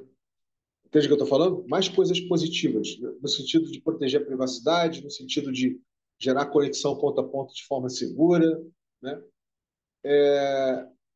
E que de certa forma, sustentou, né? Sustentou no ar a, a possibilidade de se recriar a proposta da Web 1, né? Que acabou se transformando na Web 3, né? Então, é um pouco disso que eu queria falar para vocês aqui na detonação de hoje do Tor com vocês, tá bom? É isso. Dito isso, antes que o Alê durma, vamos fazer aí o que você janta, né? Já fica cansado, já está com vontade de dormir já. Vamos fazer a apreciação e check-out, começando por você, querido. Fica à vontade. Eu botei os links todos aí no chat, tá, gente? Os links aí do Lean, tudo tá aí no chat aí. O próprio Thor.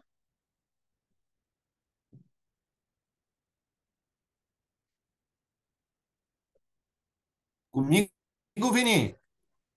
Pode ser você, pode ser o Alê, pode ser você, quem quiser começar aí. Minha apreciação é muito valorosa, né? Eu posso apreciar assim num grau, uma satisfação imensa, porque a gente vem compreendendo cada vez mais aquilo que eu falei anteriormente, né? Tudo já está aí. A gente precisa, como você mesmo falou, né? Aquela da internet, não lembro a palavra correta que tu falou agora há pouco sobre o uso da rede, né? Da navegação, que ela não é.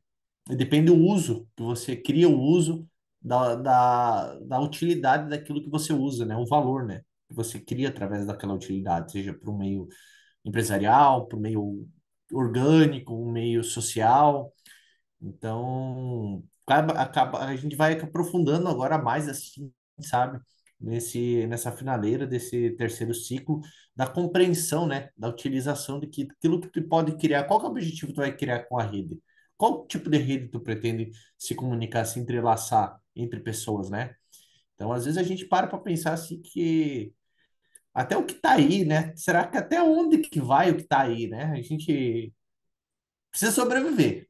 Isso a gente não nega, a gente busca sempre os melhores caminhos e se cultivar boas amizades, bons vínculos, para que não seja somente um meio de troca, né? Mas a gente crie laços entre pessoas que eu acho que o valor, né? Como a gente, eu venho sempre falando disso, né? Que o valor está nas relações, não está no fiduciário, né? Eu, como hoje um influenciador também, meio que digital, né? A gente sempre busca trazer esse parâmetro para as pessoas que entram nesse meio tecnológico, assim, né? Como entram numa onda, né? As pessoas entram numa onda de querer surfar movimentos e outras coisas e acabam se iludindo, né? Às vezes perdem economia, assim como o joguinho do Tigrinho, entre outras coisas, eu acabo entrando numa ilusão. E aí a gente para pensar qual que é a ilusão que eu quero criar para minha vida, o meu meio de vida que eu quero viver como sociedade, como meio social, de interagir com as pessoas, o que é que eu deixo de valor para nós como seres humanos que somos, como a minha existência aqui presente. Então, é mais ou menos isso que eu saio um pouco também disruptivo, um pouco mais e mais consciente do caminho, né? Do caminho que eu sigo, do caminho que eu carrego, compartilhar com as pessoas que se conectam comigo, que o importante é a gente viver o aqui e o agora, né? No final de todas as histórias, a vida que se leva ali, é aquela vida que a gente vive aqui e agora, né? Nesse momento presente, com nossos familiares, nossos amigos, nossos laços. E sentimento de gratidão por compartilhar, pelo esforço, filho, que eu sei que não é fácil essa jornada. Ninguém disse que ia ser fácil, né? Tá aí, né? Então estamos aí também. E é isso aí, gente. Boa noite, um ótimo final de semana para vocês, né? E até semana que vem. E precisar, nós estamos aí, né? A gente sempre vem cultivando, cativando também novas pessoas, né? Que estão nesse meio tecnológico aí, buscando, né? E eu sempre venho falando também que num piscar de olhos, pode ser que o chá 256 deixe de existir. Simples fato. E eu venho alertando. Manipulação, as pessoas, né? Mais importante é a gente viver e criar movimentos, né? Porque no piscar de olhos a gente também pode trazer uma solução para essa sociedade que estamos hoje buscando desenvolver, né? Essas relações cada vez mais. Eu tenho um objetivo para o ano que vem de estar conseguindo conquistar um pedacinho de terra de novo, para a gente começar a cultivar as coisinhas orgânicas, né? Eu também vou ser pai daqui 2 meses, né? 2 a 3 meses. Hoje minha esposa está fazendo 6 meses, então daqui 3 meses minha pequena tá aí. Então a gente quer levar mais a raiz, né, para os nossos filhos, né? Tentar trazer, fugir desse meio social que a gente vive, essa correria. E é isso aí. Isso daí eu deixo compartilhando então hoje, agora, nesse momento de agora. Eu passo para Deroíla. Deroíla tá aí? Tá sim, mas antes da Deruíla se manifestar, deixa eu só falar uma última coisa que eu esqueci. E roda na Deep Web, tá? E é uma coisa altamente benéfica para nossa espécie, como um todo, que é a Wikileaks, né? A Wikileaks, gente, É um local que você pode, de forma segura, compartilhar documentos de atividades que governos e corporações fazem, né? Ou até mesmo de crime organizado, de guerras, etc., bem militar. E ela roda totalmente na Deep Web, tá? E está aqui, né? E você pode literalmente, você tem um documento, você pode, com total segurança, que ninguém vai saber que foi você que compartilhou, você pode compartilhar isso e usa o Tor aqui, tá? Vocês estão vendo o Tor aqui, tá? Né? Usa o Tor e até hoje aceita Bitcoin, tá vendo? Foi um dos primeiros, isso que eu esqueci de falar para vocês. A Wikileaks é um projeto antigo, né? Nasceu no início desse século, né? E, e assim que foi lançado o Bitcoin, foi um dos primeiros lugares, assim, 2009, né? O primeiro lugar que já começou a aceitar Bitcoin foi no Wikileaks, né? Usando o Tor aqui. É isso, galera, que eu queria passar para vocês. Botei aí no chat para vocês darem uma olhadinha com calma, tá? Agora passa para a Deru. Vai lá, querida, fica à vontade.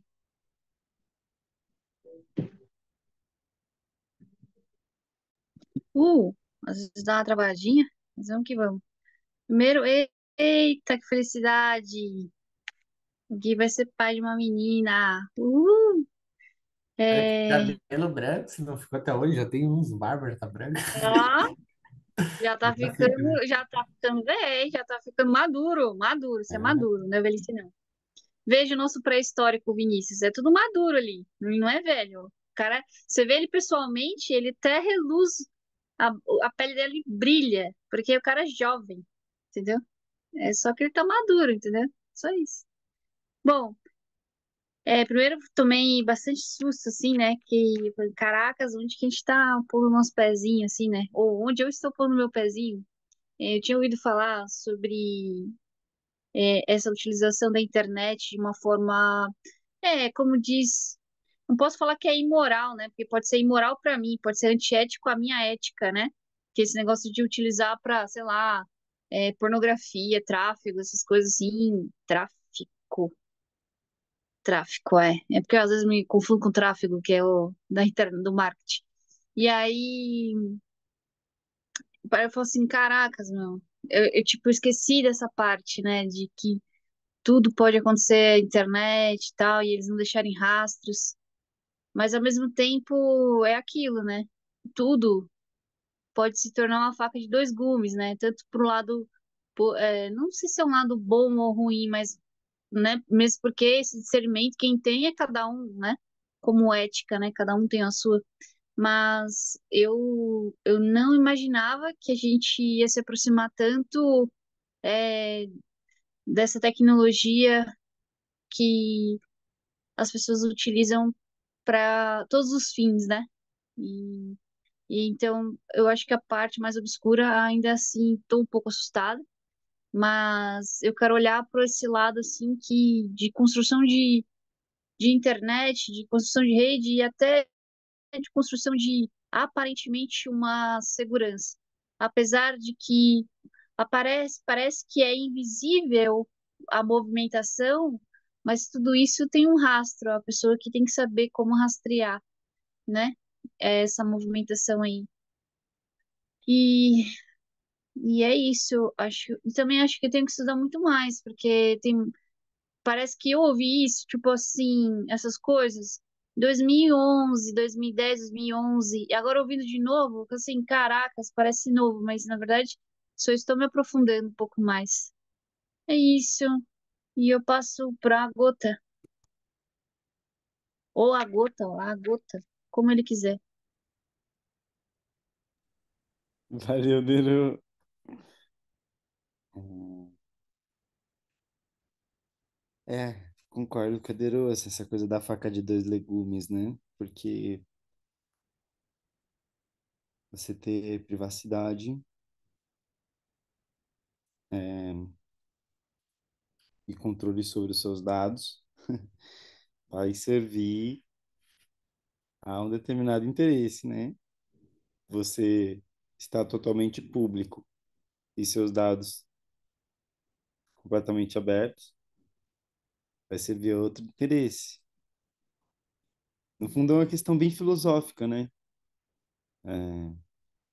sobre o que que a gente, o que sou eu, o que é interno, o que é privado, o que é, né, que tem esse direito de ninguém saber, mas eu tô aqui em relação e ninguém sabe. Não sei, é uma discussão profunda mesmo, né? Essa questão da privacidade, do anonimato. Tem, ah, aí muita gente que pensa que na internet não deveria ter anonimato.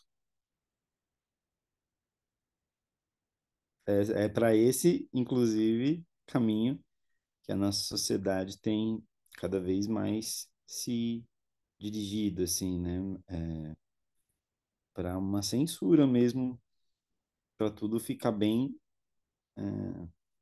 E é louco como a gente acaba concordando com isso, com o argumento da pseudo-segurança. A gente se sente seguro se a gente está num ambiente onde tudo é controlado. Então é uma faca de dois legumes. Acho que eu, puta, e agora? Mas eu acho que, realmente, eu vejo também muitos pontos positivos, né, na exploração dessa tecnologia, porque abre brechas para rolarem organizações autônomas, né, alheias, separadas de estruturas de poder que cativam a gente, né? Cativar no sentido de prender, sequestram nossa informação e nossa memória e depois querem obter lucro com isso, né? Da gente mesmo ou de outros, de terceiros, né? Vendendo os nossos dados, como faz o Facebook, a Meta. Então, bom, é uma boa discussão mesmo, mas eu vou passar pro Alê, porque senão ele vai dormir ali já. Eu tô com essa cara tão assim. Não, que hoje foi um dia longo. Eu estava em São Paulo, levantei esse 15 para 5 da manhã, fui resolver várias coisas, depois fui no dentista, aí depois passei no Centro Cultural para trabalhar, aí fui para Jundiaí, que são 3 horas de viagem, então ainda cheguei aqui, cozinhei tudo, teve palestra aqui também, então o dia foi bem preenchido hoje, né? Várias correrias. Por isso que às vezes chega essa hora e já não estou mais tanta energia de atenção. Assim. Mas mergulho todo nas características, né, do Tor, do Deep Web, é, outras coisas que a gente viu, né, da Web, essas coisas. Ajuda a gente a entender quanto a sim, esse mergulho nosso, né, em atividades na web tanto pode ser protegido quanto pode ser exposto, né? Então a gente entender o quanto nós estamos vulneráveis e quando nós podemos estar protegidos, né, dos nossos processos. E isso vai fazer com que a gente caminhe com outro olhar, né? Esse olhar de visualizar essas especificações, né, essas especificidades com mais tato, né? Olhar, então, como isso pode ser usado de uma maneira mais perspicaz. Então, essa é a visão que eu coleto aqui de tudo que a gente falou. Agora, devolver para o Vini? Isso aí, querido. Muito bem. Confesso a você que eu não estava no meu dia mais inspirado hoje para a gente fazer uma detonação, né, coletiva. mas eu poderia ter passado isso de uma forma um pouco diferente do que eu passei, mas eu acho que deu para vocês pegarem o cheiro, né, como dizem os baianos, né, e perceber que tem coisa aí, né. Esses links todos que eu deixei no chat valem muito a pena vocês darem uma olhada, muito mesmo, para vocês terem uma compreensão melhor, né, de tudo que eu acabei de falar com vocês aí, tá? E pode ter certeza que a Web3 não estaria a Web3 não estaria existindo se não fosse por essas tecnologias criptográficas, né, que foram geradas aí dos anos 80 para 90, né? E o Tor foi uma dessas que deu vida ao WikiLeaks, que deu vida a muitas dessas explorações que estão aí fora, E tá? até a própria Eu dimensão de concordo com o Thiago. comunidade, né, Vini? Tipo assim, uma das coisas que foram fundamentais para o desenvolvimento disso aí é que também tem pessoas que doam tanto em dinheiro como em tempo, né, a sua energia ali ou o seu equipamento, né, a sua máquina para servir como servidor da rede.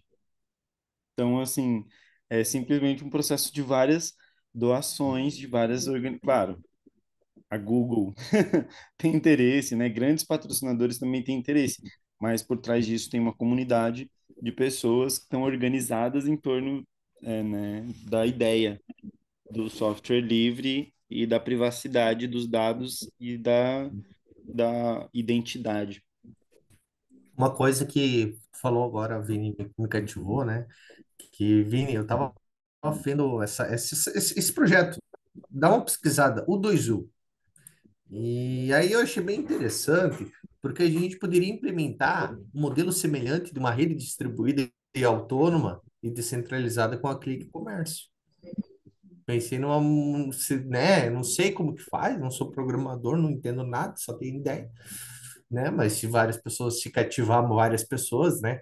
Mas eu pensei, daria para fazer um modelo assim, né? De mineração de dados, de informação, de proteção, de token, né? E dentro disso, criar o super app do comércio distribuído, uma rede autônoma, usando o DEPIN, né? Tipo a JetGrass, algo assim. Cara, fiquei da hora, porque você cria o valor, a pessoa se torna dona daquilo que ela está sustentando a rede.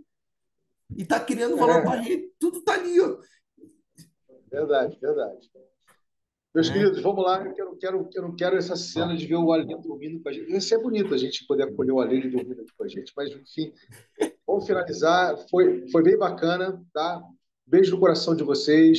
Gerem, por favor, rastros estigmérgicos ali no ponto de contato. O que a gente detonou hoje aqui.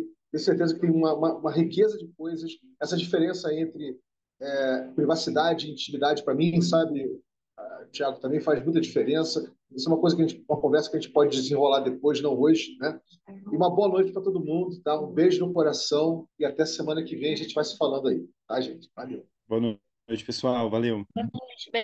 Um beijo, até logo.